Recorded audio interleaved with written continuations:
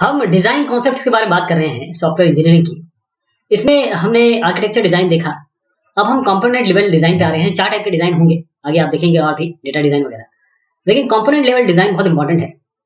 Component को OMG ने कहा, ओएमजी यानी कि अभी आप इसके बारे में और जानेंगे। मैं ओएमजी का कोरबा, इसके आगे जॉब, इन सब के बारे में बताऊंगा।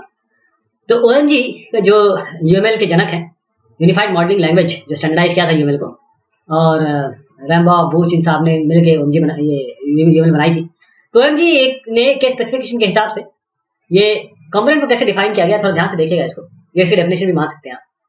A modular, deployable and replaceable part of a system that encapsulate implementation and exposes a set of interface.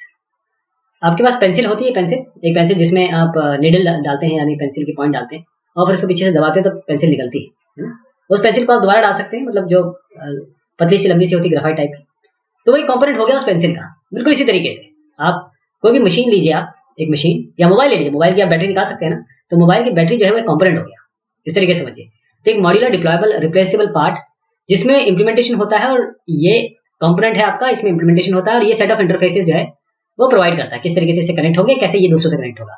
Object oriented view देखें कंपोनेंट का, तो एक तरीके से अब क्लासेस हैं C1 से लेकर CN तक, वो सारी क्लासेस ऐसी हैं जो आपस में कोलैबोरेट कर रही हैं। कन्वेंशनल व्यू के हिसाब से कंपोनेंट में प्रोसेसिंग लॉजिक होता है, इंटरनल डेटा स्ट्रक्चर होते हैं ताकि आप किसी प्रोसेसिंग लॉजिक को इम्प्लीमेंट कर सकें, और फिर इंटरफेस होते हैं ताकि वो किसी और के द्वारा या तो इन्वोक किया जा सके वो, या वो डेटा पास कर सके। ये कन्वेंशनल व्यू है। ऑब्जेक्ट ओरिएंटेड व्यू ये हो गया, set of collaborating classes. OMG ने कहा कि ये होता है, ठीक। अब जो क्लास बेस्ड कंपोनेंट है, इसको डिजाइन करने के लिए कुछ बेसिक डिजाइन प्रिंसिपल्स, बहुत सारे डिजाइन प्रिंसिपल देखने वाले हैं। इसमें ओसीपी है, ओपन क्लोज प्रिंसिपल, यानी कि मॉड्यूल आपका जो कंपोनेंट है वो ओपन हो, खुला हो एक्सटेंशन के लिए, लेकिन मॉडिफिकेशन के लिए क्लोज हो। एलएसपी, लिस्को सब्स्टिट्यूशन प्रिंसिपल के हिसाब से सब क्लासेस उनके बेस क्लास की जगह सब्स्टिट्यूटेबल हों। डीआईपी का मतलब ये है, डिपेंडेंसी इन्वर्जन प्रिंसिपल। इसका मतलब कि एब्स्ट्रैक्शन हो, और जो एब्स्ट्रैक्शन इस तरीके से हो कि कॉन्क्रीशंस डू नॉट डिपेंड्स ऑन कॉन्क्रीशंस, यानी कि जैसे आप कॉन्क्रीशन की बात करते हैं और अलग अलग एब्स्ट्रैक्शन की बात करते हैं, तो कभी भी जो डिपेंडेंसी हो वो किसी और पे ना हो, खुद पे हो, या फिर अपने अंदर के कंपोनेंट के अंदर ही हो, दूसरे पे ना हो। इंटरफेस सेग्रीगेशन प्रिंसिपल की बात करें, आईएसपी, तो बहुत सारे आपके क्लाइंट स्पेसिफिक इंटरफेसेस हैं। ये बनाना आपको बेटर ये है कि बहुत सारे आप बनाएं रादर देन कि एक इंटरफेस बनाएं, बहुत सारे बनाएं तो ज्यादा बेहतर है। रिलीज, रीयूज, इक्विवेलेंसी प्रिंसिपल आरईपी कहता है, जो ग्रैन्यूल है रीयूज के लिए, वही ग्रैन्यूल हो सकता है रिलीज के लिए। ऐसी चीज बनाएं जिसको रिलीज करें और उसको रीयूज भी कर सकें। सीसीपी का मतलब है कॉमन क्लोजर प्रिंसिपल। इसका मतलब कि जो क्लास चेंज एक साथ होंगी वो एक साथ बिलोंग करेगी। कॉमन रीयूज प्रिंसिपल का मतलब ये है कि जो क्लासेस जो रीयूज नहीं हो सकती एक साथ, उनको आपको ग्रुप नहीं करना है एक साथ। तो डिजाइन गाइडलाइंस में आपके कंपोनेंट्स हैं, इंटरफेसेस हैं, और डिपेंडेंसी और इनहेरिटेंस है।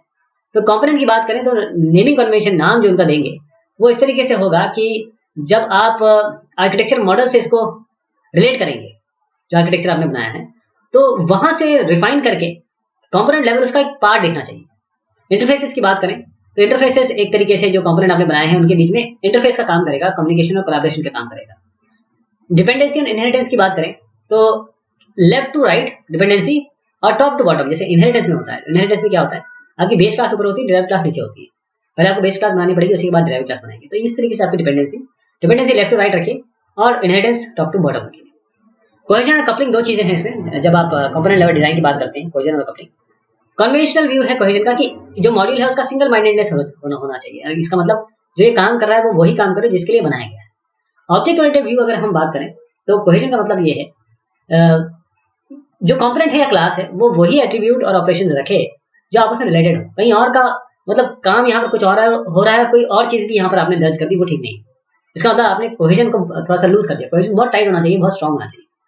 अलग अलग लेवल्स ऑफ कोहेजन है, फंक्शनल है, लेयर है, कम्युनिकेशन है, सीक्वेंशियल है, प्रोसीजरल है, टेम्पोरल है, यूटिलिटी है। ये सारे अलग अलग टाइप के कोहेजन है।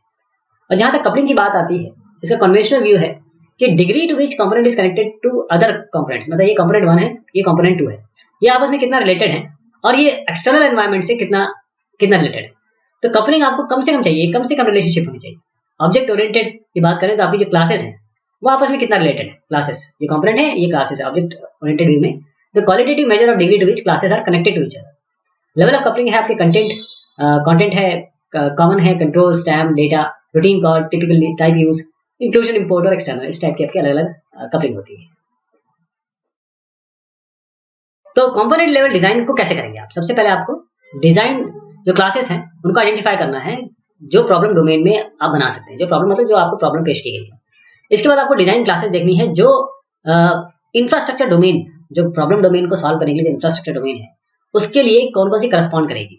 फिर आपको ये डिजाइन क्लासेस जो आपने बनाई है इसको और थोड़ा एलैबोरेट करना है, थोड़ा और एग्जाम्पलीफाई करना है, और वो देखना है कि जो जो रियूजेबल कंपोनेंट के तहत नहीं यूज, जो जो रियूजेबल ऑलरेडी हम कंपोनेंट आइडेंटिफाई कर चुके हैं कि साथ हम ये यूज नहीं करने वाले हैं, हम रियूजेबल कंपोनेंट यूज करेंगे। अगर उसके अलावा जो चीजें उसे एलैबोरेट करना है आपको, क्योंकि वो आप बनाने नहीं वाले, वो आप रीयूज करने वाले हैं, तो ऐसी चीज जो आप खुद बनाने वाले हैं उसको आपको एलैबोरेट करना पड़ेगा।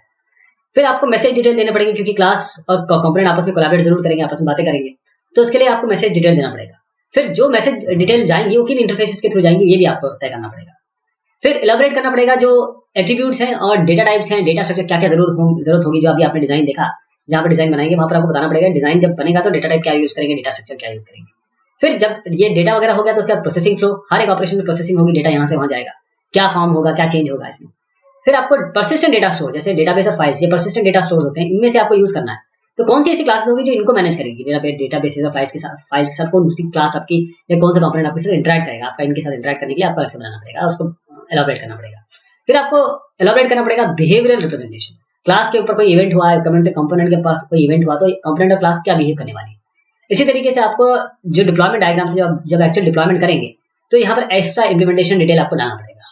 इसी तरीके से हमेशा देखना पड़ेगा कि आपने कंपोनेंट लेवल डिजाइन रिप्रेजेंटेशन तैयार किया और कौन कौन से अल्टरनेटिव हो सकते हैं इसके, जो अभी आपने बनाया उसके और कौन कौन से अल्टरनेटिव हो सकते हैं। जैसे कोलैबोरेशन एक सिंपल देखें तो एक प्रोडक्शन जॉब है, ये बिल्ड जॉब से कोलैबोरेट करेगा वर्क ऑर्डर से, ये सबमिट जॉब के साथ कोलैबोरेट करेगा जॉब क्यू से, ये कोलैबोरेशन डायग्राम। रिफैक्टरिंग का मतलब ये है कि कभी भी कोई काम आप कर रहे हैं, अलग देखिए कंपोनेंट कैसे दिखाया जाता है, कंपोनेंट इस तरीके दिखाया जाता है। तो जो कंपोनेंट आप देख रहे हैं, जो कंपोनेंट है आपस में जब भी इंटीग्रेट होंगे या जोड़ेंगे आप, तो इनकी रिफैक्टरिंग करनी है, एक बार जोड़ दीजिए, फिर देखिए कि कौन कौन सी चीज कॉम्प्लेक्स हो रही है उसको हटाइए, कौन कौन सी चीज ज्यादा बल्कि हो रही है, रिडंडेंसी हो रही है, इनकंसिस्टेंट हो रही है, उन सबको हटाइए। मतलब आपको एकदम क्लीन चीज करनी पड़ेगी। जैसे आप जब चाय छानते हैं तो चाय छन्नी लेते हैं ना, तो उसे केवल चाय ही निकल के आती है, चाय छन्नी में जो आपकी चाय पत्ती वगैरह सब छन जाती है, तो वो छानना है आपको। रिफैक्टरिंग का मतलब होता है छानना। अब कंपोनेंट डिजाइन वेब एप्स, ये बहुत जरूरी है। वेब एप्स के लिए कंपोनेंट कैसे डिजाइन करेंगे? वेब ऐप कंपोनेंट के लिए एक तो आपका वेल डिफाइंड कोहेसिव फंक्शन होगा जो आपके कंटेंट को मैनिपुलेट करेगा, और साथ में कंप्यूटेशनल मतलब जो काम होगा डेटा प्रोसेसिंग वो भी करेगा। एक वेल डिफाइंड कोहेसिव फंक्शन होना चाहिए। उसके बाद कोहेसिव पैकेज, जहां पर कंटेंट और फंक्शनैलिटी दोनों आएंगी, जो एंड यूजर को कोई ना कोई कैपेबिलिटी उसकी सॉल्व करेगी, मतलब कोई भी प्रॉब्लम उसकी सॉल्व करेगी। उसके बाद कंपोनेंट लेवल डिजाइन जो वेब ऐप है, इसमें आप ध्यान दीजिएगा, जो कंटेंट डिजाइन है और जो फंक्शनल डिजाइन है ये दोनों एक साथ चलते हैं। कंपोनेंट लेवल डिजाइन की बात करेंगे वेब एप्स में, तो कंटेंट डिजाइन और फंक्शनल डिजाइन एक साथ चलते हैं। तो देखते हैं एक एक करके। जैसे कंटेंट डिजाइन है वेब ऐप का, इसमें हम देखेंगे कि कंटेंट के ऑब्जेक्ट क्या है, वीडियो है, ऑडियो है, या क्या और चीज है, और कैसे उनको आपने पैकेज किया हुआ है प्रेजेंटेशन के लिए एंड यूजर को। फिर आपको जैसे एक एग्जांपल लें, कोई जैसे वीडियो सर्विलेंस करने एग्जांपल लिया था, तो वेब बेस्ड मान लीजिए आपका वीडियो सर्विलेंस कैपेबिलिटी है, तो जो कंपोनेंट हो सकते हैं कंटेंट उसमें, वो आप इस वीडियो सर्विलेंस कैपेबिलिटी के लिए अगर देखें तो क्या फ्लोर प्लान होगा ये आपको जानना होगा, और क्या एडिशनल आइकन देने होंगे ताकि आप सेंसर और वीडियो कैमरे को दिखा सकें सामने यूजर के वेब ऐप पे। फिर थंबनेल, अलग अलग वीडियो कैप्चर के थंबनेल छोटे छोटे दिखाएं, फिर उसको बड़ा कर सकें। और जो स्ट्रीमिंग वीडियो है जो स्पेसिफिक कैमरा से आ रही है वो आपको दिखानी है। लेफ्ट हैंड साइड में हो सकता है थंबनेल हो, आपको बीच में सेंटर में आप कैमरा से फीड दिखा रहे हैं। ये चीज आपको बहुत अच्छे से क्लैरिफाई करनी पड़ेगी, कौन सी चीज कहाँ आएगी, कैसे आएगी। फिर हर एक कंपोनेंट को आपको नाम देना होगा और किस तरीके से वो मैनिपुलेट होगा पैकेज में करना होगा। फिर फंक्शनल डिजाइन, जैसे अगर हमने कंटेंट डिजाइन कर लिया तो फंक्शनल डिजाइन भी वेब एप्स में उतनी ही इंपॉर्टेंट है।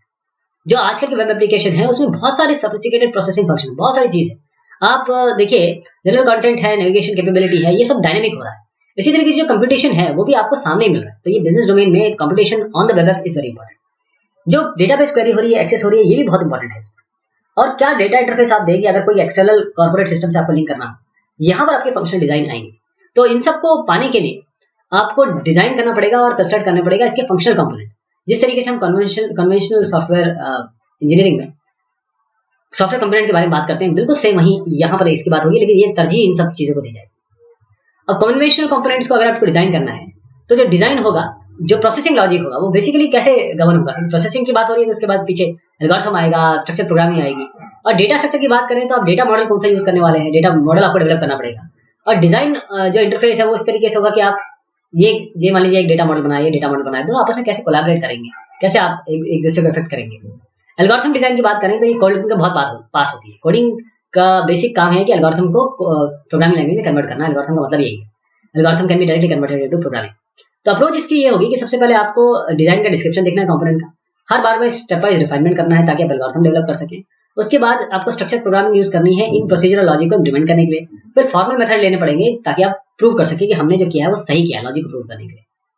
स्टेप वाइज रिफाइनमेंट की बात करें, स्टेप वाइज रिफाइनमेंट कैसे होता है, जैसे ओपन है, ओपन डोर की बात करें तो ओपन डोर में ये सारी चीजें हो सकती हैं। अब इसको और रिफाइन कर सकते हैं। ओपन को हमने यहाँ 6 या 5 भाग में डिवाइड किया, उसको हर एक को हमने और भाग में डिवाइड कर दिया, तो अब ये पूरी तरीके से रिफाइन हो गया, अब ये पूरी तरीके से पूरी फंक्शनलिटी बताने लगा। एल्गोरिथम डिजाइन मॉडल पे जब जाएंगे तो हमको उस लेवल तक जाना है जहां तक हम क्वालिटी मेंटेन कर सकें और क्वालिटी का रिव्यू कर सकें। इसके लिए आप एल्गोरिथम डिजाइन के लिए आप ग्राफिकल कोई flow chart, block diagram use कर सकते हैं, कोई प्रोग्रामिंग लैंग्वेज या स्यूडो कोड टाइप यूज कर सकते हैं, प्रोग्रामिंग लैंग्वेज यूज कर सकते हैं, of course decision table use कर सकते हैं एल्गोरिथम डिजाइन मॉडल के लिए। अब कंपोनेंट बेस्ड मॉडल की बात करें तो जब आपके पास पॉसिबिलिटी है रीयूज करने की, कुछ चीजें बनी हुई है उसको आप डायरेक्टली यूज कर सकते हैं, तो सॉफ्टवेयर टीम जरूर ये सवाल उनको आना चाहिए कि क्या जो कॉर्ड्स हैं कमर्शियल ऑफ द शेल्फ, जो कंपोनेंट्स आपके पास अवेलेबल है, क्या उसको यूज करके हम इंप्लीमेंट कर सकते हैं रिक्वायरमेंट। क्या जो हमारे पास already internally developed reusable component है जिसको हम दोबारा रीयूज कर सकते हैं अपने सिस्टम में, क्या वो इंप्लीमेंट हम कर सकते हैं अभी जो रिक्वायरमेंट पेश की गई उस हिसाब से। क्या जो इंटरफेसेस हैं आपके कंपोनेंट के वो इस तरीके से बनाए गए हैं कि जो आर्किटेक्चर आपने सोचा है उस हिसाब से ये कनेक्ट हो जाए।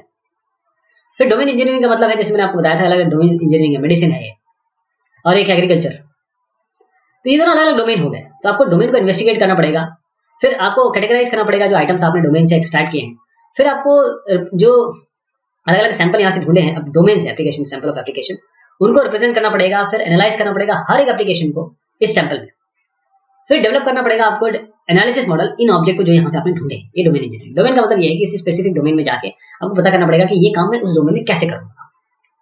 कंपोनेंट बेस्ड एसई या सीबीएसई कहते हैं इसको। एक जगह हो सकती है, एक लाइब्रेरी हो सकती है जिसमें ऑलरेडी आपके पास चीजें अवेलेबल हो। कंपोनेंट सबका जो स्ट्रक्चर आप ढूंढेंगे वो सारे कंसिस्टेंट स्ट्रक्चर के होने चाहिए, जिसमें अगर एक सीबीएसई की बात करें तो जो मैं इस लाइब्रेरी की बात कर रहा हूँ वो आपको ओएमजी कोरबा से मिल सकता है, माइक्रोसॉफ्ट कॉम से मिल सकता है, सन जावा बीन्स अभी ओरेकल जावा बीन्स हो गया है, यहाँ से मिल सकता है।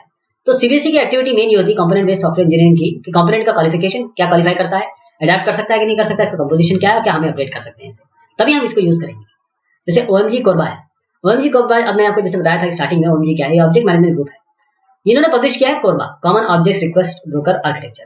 ये ओआरबी एक तरीके से सर्विस प्रोवाइड करता है ताकि आप रीयूजेबल कंपोनेंट जो ऑब्जेक्ट्स है वो आप यूज कर सके, जो आपके कंपोनेंट के साथ बात भी करेंगे। तो इस कोरबा कंपोनेंट को बगैर मॉडिफिकेशन के अगर आपको सिस्टम में यूज करना है तो आपको आइडियल यूज करना पड़ेगा इंटरफेस डेफिनेशन लैंग्वेज। आपको कोई ना कोई तो इंटरफेस प्रोवाइड करना पड़ेगा। ये आपका सिस्टम है, यहाँ पर ये कंपोनेंट है, इसको यूज करने के लिए कोई ना कोई तो आपको इंटरफेसिंग लैंग्वेज देनी पड़ेगी। और ऑब्जेक्ट जो क्लाइंट एप्लीकेशन रिक्वेस्ट में है वो और भी सर्वर से रिक्वेस्ट करेंगे और भी रिक्वेस्ट जो है वो आइडियल के थ्रू जाएगी डायनेमिकली रन टाइम पे।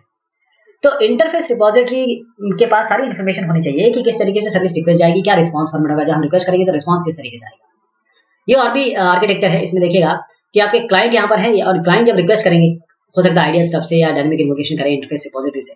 ये इंटरफेसिंग है और ये सर्वर ऑब्जेक्ट है कोरबा का। यहाँ पर और भी इंटरफेस है, यहाँ पर सर्वर आइडियल स्टफ्स है और ये इंटरफेस रिपोजिटरी है इसकी। तो ऐसे आप इंटरेक्ट करेंगे अपने थ्रू कोरबा से।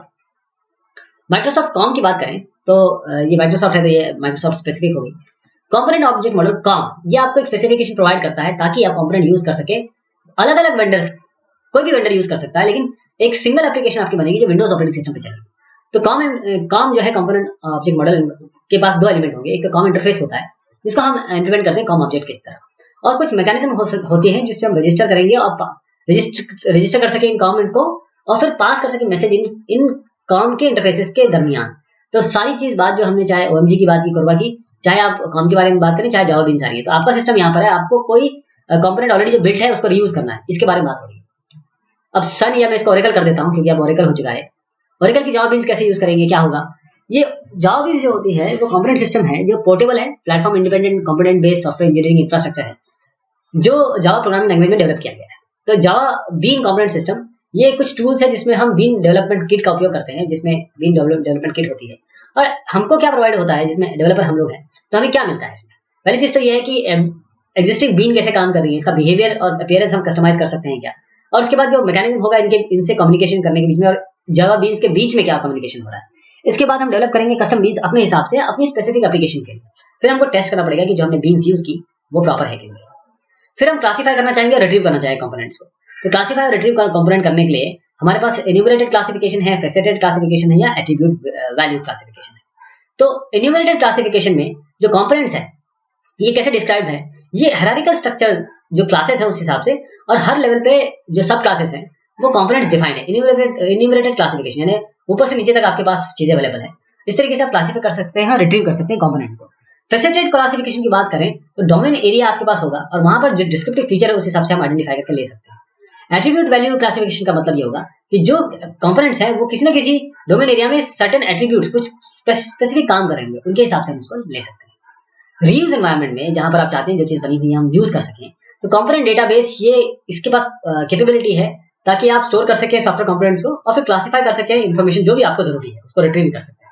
जैसे कोई लाइब्रेरी मैनेजमेंट सिस्टम है जो आपको एक्सेस दे रहा है डेटाबेस के तहत, तो सॉफ्टवेयर कंपोनेंट रिट्रीवल सिस्टम जिसे हम ऑब्जेक्ट रिक्वेस्ट ब्रोकर भी कह रहे हैं, ये इनेबल करता है हमें क्लाइंट एप्लीकेशन को ताकि हम इन कंपोनेंट्स को रिट्रीव कर सकें और ये सर्विसेज ले सकें जो भी लाइब्रेरी सर्वर है आपके पास। तो सीबीएसई टूल सपोर्ट करता है इंटीग्रेशन इन रीयूज कंपोनेंट का, ताकि आप अपने नए डिजाइन इम्प्लीमेंटेशन में इनका उपयोग कर सकें बगैर री बार बार चीजों को बनाए हुए जो ऑलरेडी बने हुए उसको हम यूज कर सकें। तो ये हमने बात की कंपोनेंट लेवल डिजाइन की, आगे भी डिजाइन बाकी है। बहुत शुक्रिया।